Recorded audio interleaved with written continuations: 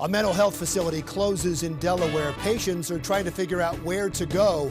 A state senator tells us about the state's plans to deal with this. This is the Delaware Way. Welcome to the Delaware Way. Thanks for joining us. I'm Larry Menti. Treating those with mental health problems in the state of Delaware is something that our next guest has been focusing on. Senator Bethany Hall-Long is a Democrat from District 10. Where's District 10? It covers the area between Middletown, the western border, up to Newark. You would think that mental health concerns is something that's been dealt with now for a long, long time. What was the catalyst for this topic arising again? Recently, Representative Barbieri and I, as chair of health committees, he in the House, I in the Senate, heard a real outcry from the community with the mental health area. Representative Barbieri himself works in the mental health field. I am a professor of nursing at UD. We had a lot of comments, a lot of calls. One of our large health systems, Christiana Healthcare, went into a new model of embedded care, and in their process of doing this, they quickly, in patients' minds, kind of pulled the rug out if they were in the Rosenblum Center, which is a fabulous center that provided great care for our young children, adolescents, where they could actually go into a day program, complete their school, have psychiatric services. And when they transitioned this program so quickly, parents, in the cold weather, you probably saw or heard out in the snow with petitions and signs, really started contacting our offices and also the adults. There was a separate program, the adult day program at their facility, that they were shutting down to transition into embedded care, meaning the hope that you and I, when we go to our nurse practitioner or our doctor, that we would see them in that setting. And, that is the trend in healthcare. Is that for insurance reasons that that trend is happening? Partially. I don't want to speak, obviously, for a hospital system, and I'm not here today to pick on one hospital system, but to talk about mental health in general. But with an innovation and with healthcare reform, there is this need to push for wellness and in the community with primary care docs. But usually there's a transition plan. There were around 1,500 individuals, children and adults, who suddenly, weren't able to see the therapist that they had for many years, and that was a concern. Having said that, mental health in our state's much bigger, so we had these hearings where we actually had hospital systems, our Secretary of Health, our Secretary of Youth and Family Services, prison health, come and share with us the many issues.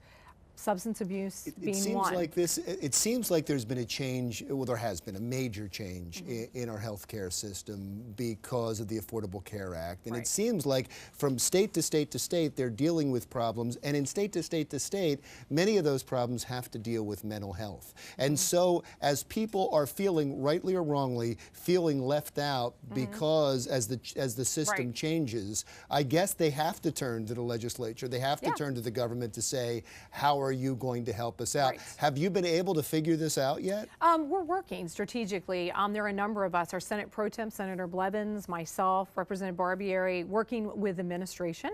Our Secretary Landgraf and others have had summits, and we're starting to have more meetings.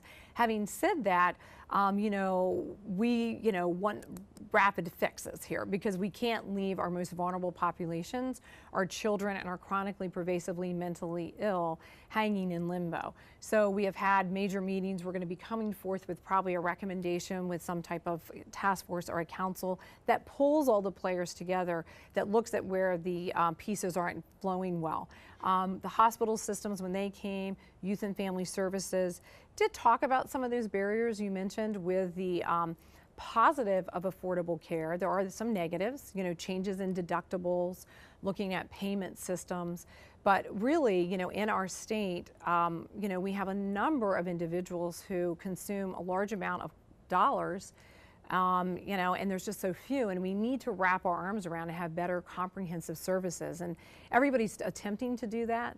But again, when this initiative happened in one system, it caused a tsunami in other areas that we realize we really need to look at this globally and look at it also with substance abuse. Heroin, other things that we have on our street now is very serious and is very costly. I wanted to go there, but before we do that, I want to take this one at a time because I think that many people hear about this issue, about mental health care, and if it doesn't affect them directly, they think, well, you know, they have to pay the same thing we have to pay. Right. But not effectively taking care of mental health problems, especially severe mental health problems, can contribute to crime. It can contribute to homelessness. It can contribute to many other problems. If you don't tackle the problem early on, it becomes a statewide, a citywide problem that you're going to have to pay for then. So dealing with it early, I would imagine you're having these conversations. Dealing with it early is going to save you money down the road. Oh, absolutely. I mean, I couldn't agree more. You know, from the education perspective, you know, 1 in 5 individuals in the state of Delaware and their family is affected somehow with a mental health issue. And I think it's how you phrase the word mental health. It's behavioral health. It could be a substance issue. It could be a child with ADHD, anxiety, depression. Some are life events, postpartum depression, for example, a death of a spouse. And we cannot ignore it. It is very costly because if we don't have beds, if we don't have treatment, they do recycle through our prison system. In the state of Delaware, when our Department of Corrections spoke, 82% of our prisoners have some form of mental health or substance abuse issue. So we do pay. And obviously we pay in the quality of our lives for our families too. If we don't have the appropriate respite and support systems in place and outpatient therapy, and that's really what we in the legislature are about, taking care of people. And that's why I think my phone rang and others rang, in that they really want us to take action because they feel they're fighting the system. They feel abandoned often. And I know that there is not that intention of any health system. It's just part of the big outside environmental pressures and forces they face. No, I'm glad we spent a lot of time with it because it is extremely important and it plays into so many other problems, as you said, in the prison system, crime, the heroin epidemic, homelessness. And so I think it's great that we spent some time on it and that you're working on it. When you come up with some solution or some legislation, please come back. But we want to continue a conversation. I do want to talk more about Narcan and Stay on Health, since that seems your area of expertise. And we'll talk about some of the telemedicine, especially for the elderly, when Senator Bethany Hall Long continues on the Delaware Way.